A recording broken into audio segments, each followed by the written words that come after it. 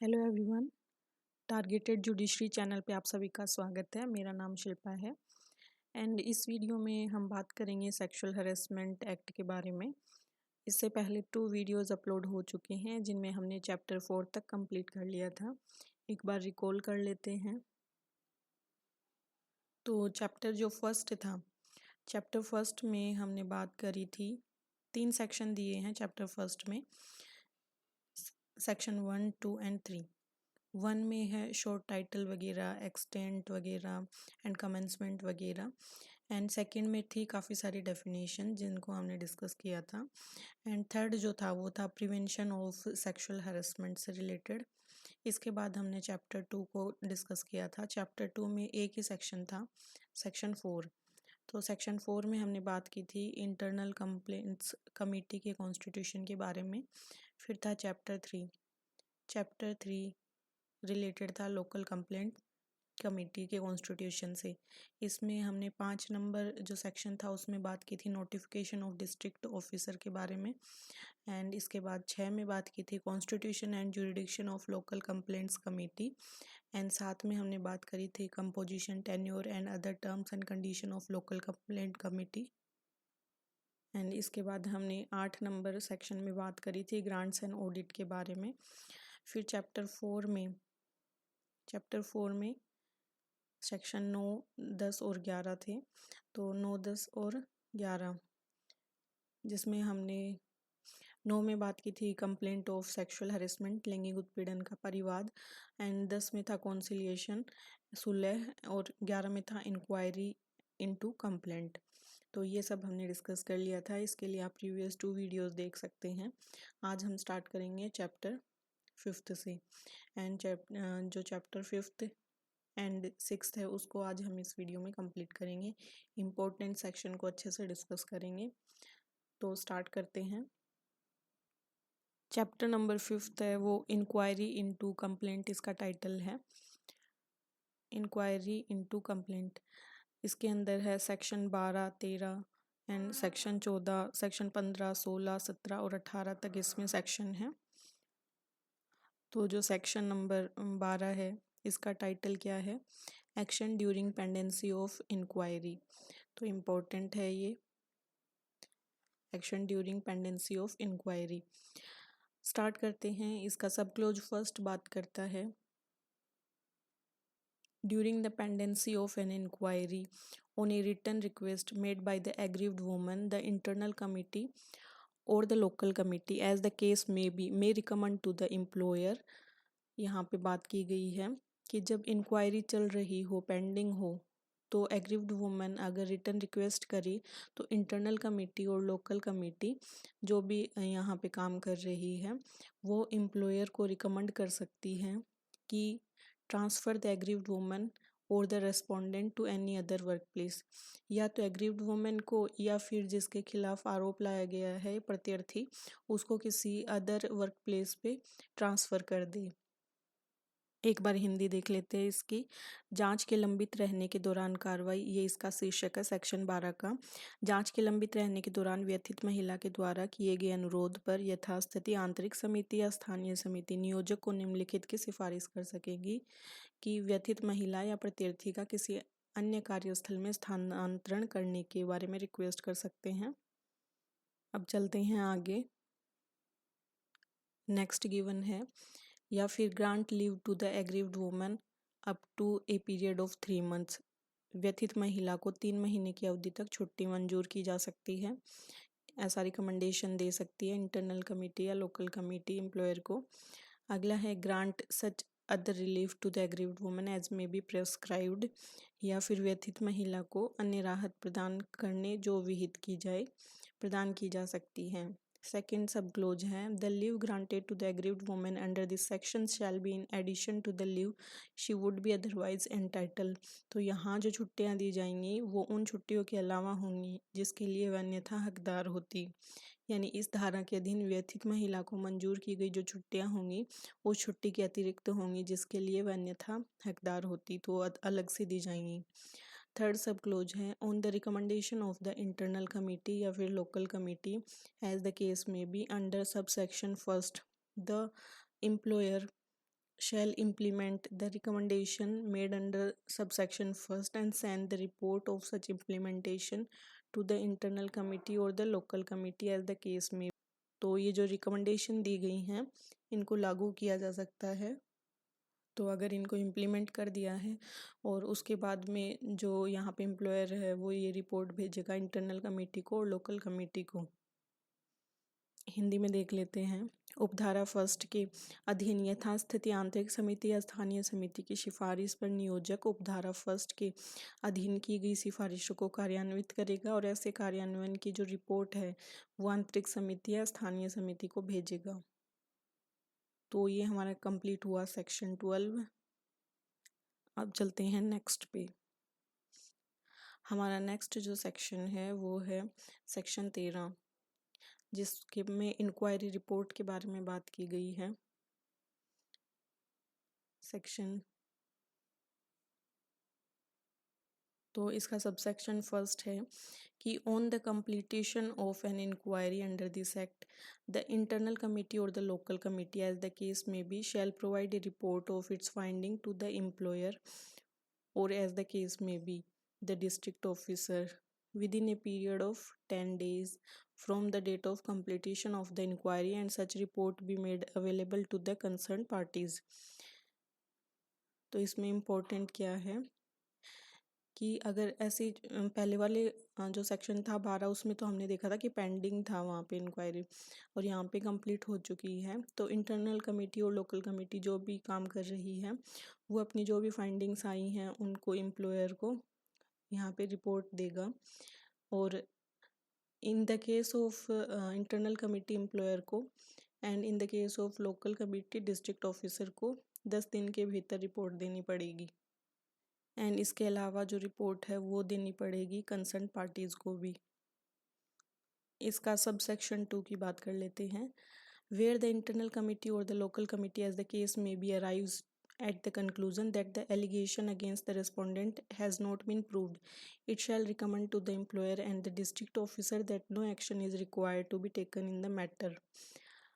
तो अगर आंतरिक समिति या जो स्थानीय समिति है वो इस निष्कर्ष पर पहुंचती है कि जो प्रत्यर्थी है जिसके खिलाफ आरोप लाया गया है उस पर जो अभिकथन है वो प्रूव नहीं हो रहा है, एलिगेशन प्रूव नहीं हुआ है, साबित नहीं किया गया है, तो वहाँ पे एम्प्लॉयर और जो डिस्ट्रिक्ट ऑफिसर हैं वो यह सिफारिश करेंगे कि मामले में कोई कार्रवाई की जाना अपेक्षित नहीं है क्योंकि एलिगेशन ही प्रूव नहीं हो पाया है, इसलिए आगे कार्रवाई नहीं की जाएगी। अब चलते हैं नेक्स्ट।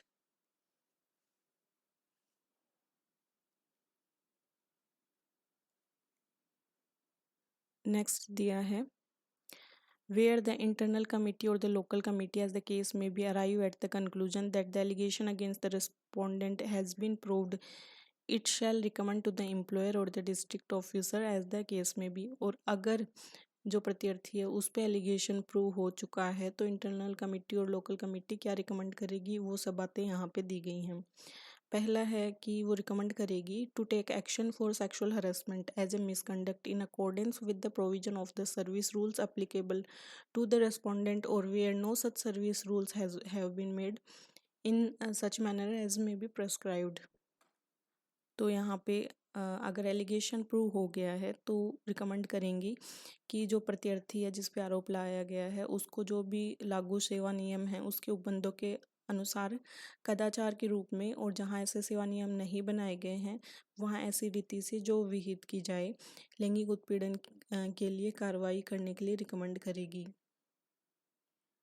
अगला है second subsection to deduct notwithstanding anything in the service rule applicable to the respondent from the salary or wages of the respondent such sum as it may consider appropriate to be paid to the aggrieved woman or to her legal heirs as it may determine in accordance with provision of section 15।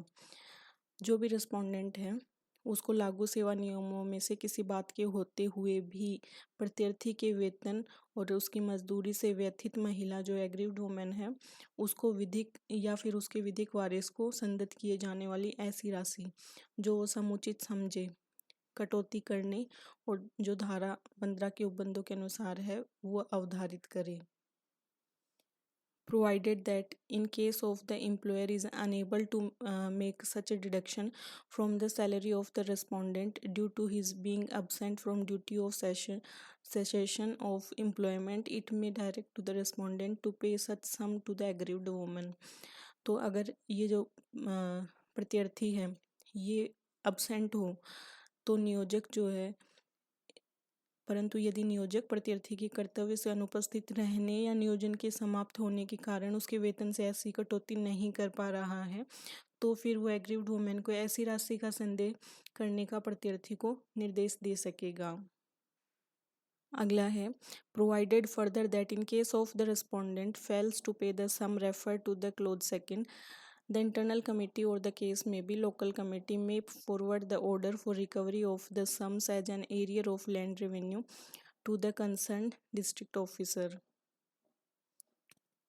तो यहाँ पे अगर respondent है वो fail हो जाए, aggrieved women को जो राशि बोली गई है वो पे करने में असफल हो जाए, तो इंटरनल कमेटी या फिर जो लोकल कमेटी है वो संबंधित जिलाधिकारी को भू राजस्व के बकाया के रूप में राशि की वसूली के लिए आदेश भेज सकेगी।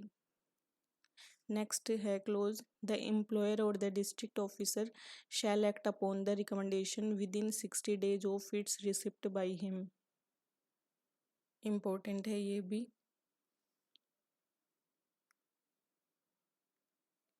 कि नियोजक या जिलाधिकारी उसके भीतर सिफारिश की प्राप्ति के 60 दिन के भीतर यहाँ पे कार्रवाई करेगा। तो ये कंप्लीट हुआ सेक्शन नंबर 13। नेक्स्ट बात करेंगे सेक्शन नंबर 14 के बारे में। Section number 14 punishment for false और malicious complaint and false evidence. तो कई बार ऐसा होता है कि एग्रीव्ड वुमन जो है उसके द्वारा फॉल्स एलिगेशन लगा दिए जाते हैं या मैलिशियस कंप्लेंट फॉल्स एविडेंस दिए जाते हैं, तो ऐसी स्थिति में क्या कार्रवाई की जाएगी वो दिया गया है सेक्शन नंबर 14 में। सेक्शंस के टाइटल याद रखने जरूरी हैं, ये प्री में भी काम आएंगे, डायरेक्ट पूछा जा सकता है कि कौन सा सेक्शन में क्या दिया है, एंड डिटेल्स तो इम्पोर्टेंट हैं, इसके अलावा मेंस में भी काम आता है।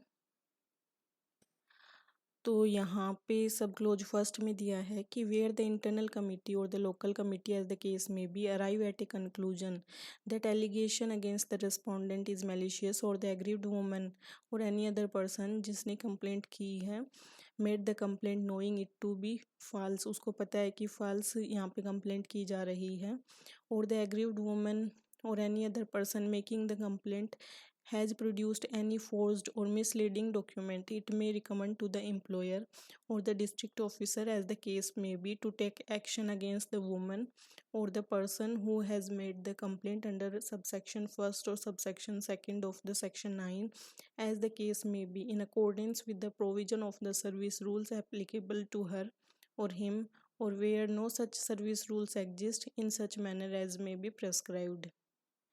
तो सिंपल सा है कि अगर एग्रीव्ड वुमेन या कोई अदर पर्सन उसकी ओर से यहाँ पे गलत इन्फॉर्मेशन देता है या मैलिशियस कंप्लेंट जो है वो करता है, तो ऐसी स्थिति में जो डिस्ट्रिक्ट ऑफिसर और एम्प्लॉयर हैं वो यहाँ पे एक्शन ले सकते हैं वुमन के अगेंस्ट या फिर जिस पर्सन ने भी कंप्लेंट दी है उसके अगेंस्ट, जैसे कि रूल्स हैं सर्विस रूल्स दिए गए हैं उनके अकॉर्डिंग, और अगर रूल्स नहीं दिए गए तो जो भी मैनर है विहित किया जाए उसमें यहाँ पे एक्शन लिया जा सकता है। आगे दिया है provided that a mere inability to substantiate a complaint और provide adequate proof need not attract action against the complaint under this section.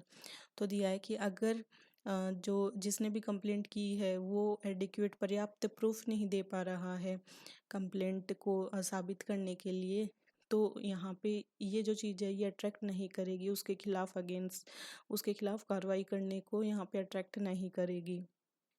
यानी किसी परिवाद को सिद्ध करने या पर्याप्त सबूत उपलब्ध कराने में मात्र असमर्थता इस धारा के अधीन परिवादकर्ता के विरुद्ध कार्रवाई को आकर्षित नहीं करेगी। आगे दिया है provided further that the malicious intent on part of the complaint shall be established after an inquiry in accordance with the procedure prescribed before any action is recommended. परंतु यह और कि किसी कार्रवाई की सिफारिश किए जाने से पहले विहित प्रक्रिया के अनुसार कार्रवाई किए जाने के पश्चात परिवादकर्ता की ओर से द्वेषपूर्ण आशय सिद्ध किया जाएगा। तो कोई भी एक्शन लेने से पहले ये सिद्ध करना जरूरी है कि ये जो उसका जो इंटेंशन था वो मैलिशियस था। तो ये सब यहाँ पे दिया है।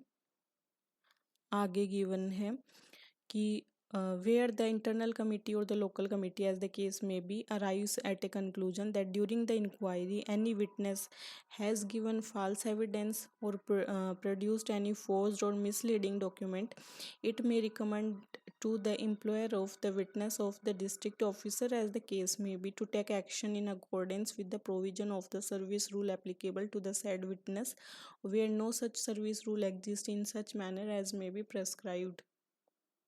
तो सिंपल सा यहाँ पे दिया गया है कि यथास्थिति आंतरिक समिति या स्थानीय समिति अगर इस निष्कर्ष पे पहुंच जाए कि जांच के दौरान किसी साक्षी ने मिथ्या साक्ष्य दिया है या कूटरचित या भ्रामक दस्तावेज पेश किया है, तो वहाँ पे यथास्थिति साक्षी के नियोजक या जिला अधिकारी को उक्त साक्षी को लागू सेवा नियमों के उपबंधों के अनुसार, और ऐसे नियम अगर नहीं है तो वहाँ ऐसी रीति से जो विहित की जाए कार्रवाई करने के लिए सिफारिश कर सकेगी।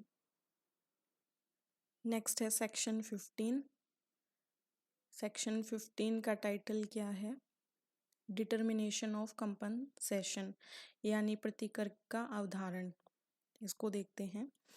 गिवन है कि for the purpose of determining the sums to be paid to the aggrieved woman under clause second of subsection 3 of section 13, the internal committee or the local committee, as the case may be, shall have regard to। तो यहाँ दिया गया है कि aggrieved woman को जो भी सम decide किया गया है वो देने के लिए जो सेक्शन 13 का सबसेक्शन 3 का क्लोज सेकंड था उसके अंतर्गत जो इंटरनल कमेटी हैं और लोकल कमेटी हैं वो क्या यहाँ पे कार्य करेंगी या फिर ध्यान में रखेंगी। तो गिवन है the mental trauma, pain, suffering and emotional distress cause to the aggrieved women. इस बात का ध्यान रखेंगी कि व्यथित महिला को क्या मेंटल ट्रॉमा हुआ है, उसका यहाँ पे मानसिक आघात, पीड़ा, यातना और भावात्मक कष्ट को ध्यान में रखते हुए यहाँ पे जो सम है उसको डिसाइड करेंगी और उसको पे करने के लिए यहाँ पे रिस्पोंडेंट को बाधित करेंगी। अगला गिवन है the loss in the career opportunity due to the incident of sexual harassment, और ये ध्यान रखेंगे कि सेक्सुअल हैरेसमेंट के इंसिडेंट की वजह से उनकी जो कैरियर अपॉर्चुनिटी को जो नुकसान हुआ है उसको ध्यान रखेंगी। साथ ही medical expenses incurred by the victim for physical और साइकेट्रिक ट्रीटमेंट, तो ट्रीटमेंट लेने के लिए विक्टिम को जो मेडिकल एक्सपेंसेस हुए हैं, जो यहाँ पे चिकित्सा पे व्यय हुआ है उसका ध्यान रखेंगी। साथ ही the income and financial status of the respondent, जो प्रत्यार्थी है उसकी इनकम कितनी है, उसका फाइनल स्टेटस कैसा है, इसका ध्यान भी रखेंगे। साथ ही feasibility of such payment in lump sum और इन इंस्टॉलमेंट, तो जो पेमेंट करना है रिस्पोंडेंट के द्वारा एग्रीव्ड वुमन को वो किस तरीके से किया जाए, वो लमसम तरीके से या इंस्टॉलमेंट में, यानी एक मुश्त दिया जाए या किश्तों में दिया जाए, इसका ध्यान रखेंगे। तो ये कंप्लीट हुआ हमारा सेक्शन 15। अब दिया गया है सेक्शन 16। सेक्शन 16 का टाइटल क्या है? इसका टाइटल है प्रोहिबिशन ऑफ पब्लिकेशन और making known content of complaint and inquiry proceeding. तो जो भी कंप्लेंट है, इंक्वायरी प्रोसीडिंग है, उसके कंटेंट को पब्लिश करने के लिए प्रतिषेध यहाँ पे किया गया है। इसके अंतर्गत दिया है कि notwithstanding anything contained in the right to information act 2005, the content of the complaint made under section 9, the identity and address of the aggrieved woman, respondent या witness, any information relating to conciliation and inquiry proceeding, recommendation of the internal committee or local committee as the case may be, and the action taken by the employer or the district officer under the provision of this act shall not be published, communicated or made known to the public, press and media in any manner। तो given है कि सूचना का अधिकार अधिनियम 2005 में किसी भी बात के होते हुए भी इन स्पाइट ऑफ दिस धारा 9 के अधीन किए गए परिवाद की अंतर्वस्तु व्यथित महिला प्रत्यर्थी और साक्ष्यों की पहचान पता या जो सुलह है और जांच कार्रवाइयाँ हुई हैं उसकी जानकारी आंतरिक समिति या स्थानीय समिति की सिफारिशें और इस अधिनियम के अधीन नियोजक या जिला अधिकारी के द्वारा की गई कार्रवाई को यहाँ पे एक्सप्लेन नहीं किया जाएगा पब्लिक के आगे, तो उसको प्रकाशित भी नहीं किया जा सकता है और प्रेस और मीडिया को संसूचित करके सार्वजनिक भी नहीं किया जा सकता। आगे दिया है कि प्रोवाइडेड दैट इंफॉर्मेशन में B डिसएमिनेटेड regarding the justice secured to any victim of sexual harassment under this act without disclosing the name, address, identity or any other particular calculated to lead to the identification of the aggrieved woman and witness। तो given है कि लेकिन इस धारा के अधीन लैंगिक उत्पीड़न के किसी पीड़ित को अभिप्राप्त न्याय के संबंध में जानकारी का व्यथित महिला और साक्षियों का नाम पता पहचान और उनकी पहचान को प्रदर्शित करने वाली किन्हीं अन्य विशिष्टियों को प्रकट किए बिना ही प्रसार किया जा सकेगा, यानी जो उनका नाम पता है ये डिस्क्लोज नहीं होना चाहिए। कई बार सिचुएशन ऐसी बनती है तो इन्फॉर्मेशन है उसको प्रसारित किया जा सकता है लेकिन जो प्रत्यर्थी हैं एग्रीव्ड वुमेन हैं उनके नाम पते हैं वो यहाँ पे डिस्क्लोज नहीं किए जाएंगे।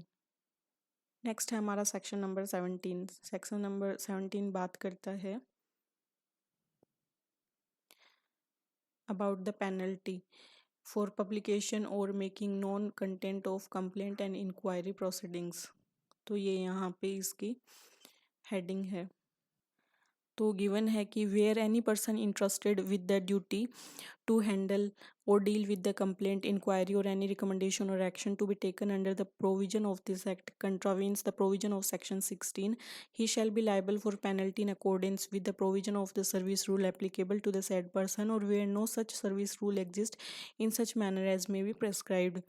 तो जो प्रोहिबिशन किया गया था पब्लिकेशन के लिए, तो ऐसा अगर कोई व्यक्ति यहाँ पे पब्लिकेशन कर देता है तो उसके खिलाफ यहाँ पे पेनल्टी लाई जाएगी।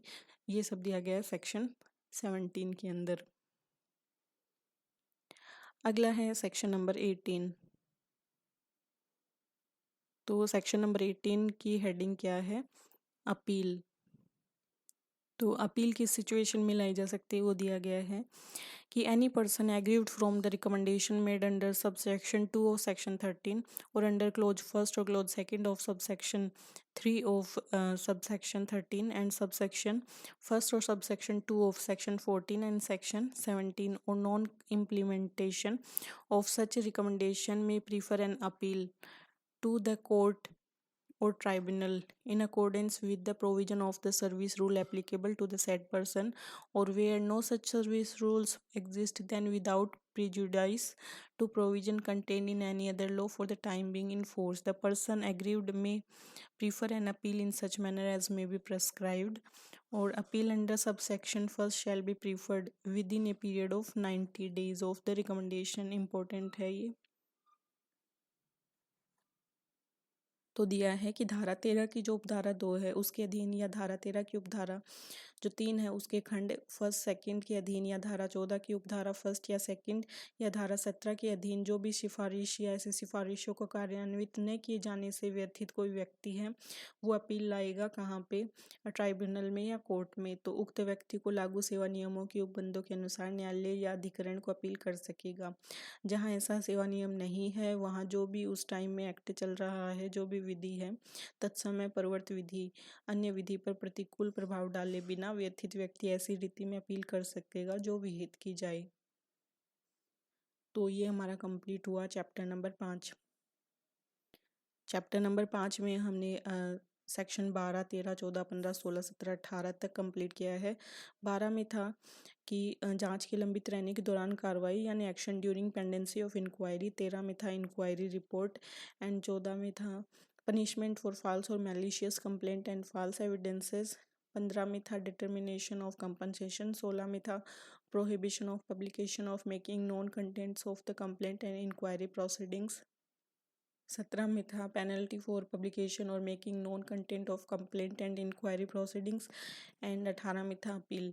अब हम बात करेंगे नेक्स्ट चैप्टर की, चैप्टर नंबर 6 की, जिसमें ड्यूटीज़ ऑफ एम्प्लॉयर दी गई हैं और एक ही सेक्शन यहाँ पे है इसमें, सेक्शन नंबर 19।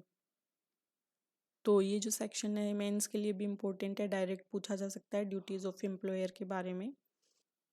तो सेक्शन नंबर जो 19 है वो बात करता है, इसकी हेडिंग है ड्यूटीज़ ऑफ एम्प्लॉयर। तो every employer shell provide a safe working environment at the workplace which shall include safety from the person coming into contact at the workplace.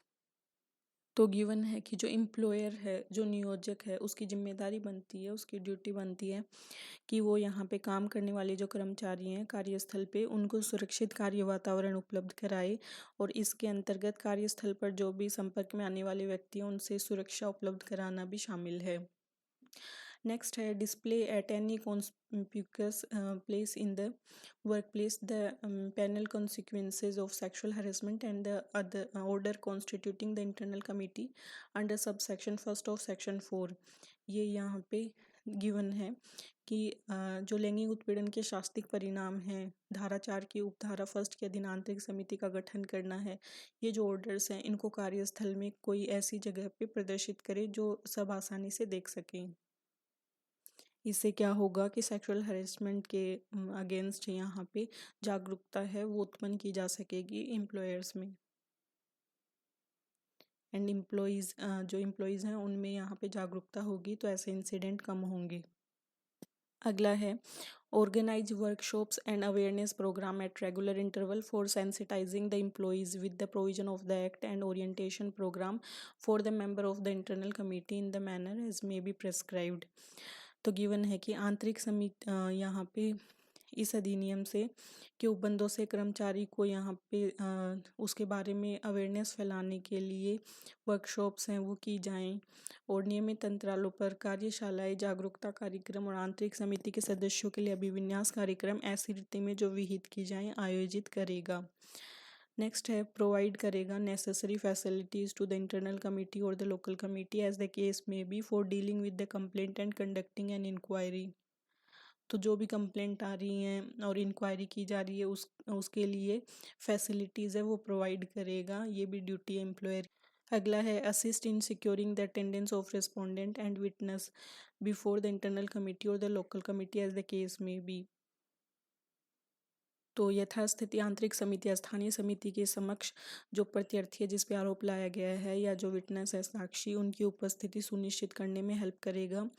इसके अलावा make available such information to the internal committee और the local committee as the case may be as it may require having regard to the complaint made under subsection first of section 9। यहाँ पे आंतरिक समिति या स्थानीय समिति को ऐसी जानकारी उपलब्ध कराएगा जो धारा 9 की उपधारा फर्स्ट के अधीन परिवाद को ध्यान में रखकर अपेक्षित हो। इसके अलावा असिस्टेंट प्रोवाइड करेगा to the woman if she so choose to file a complaint in relation to the offence under the Indian Penal Code और any other law for the time being in force.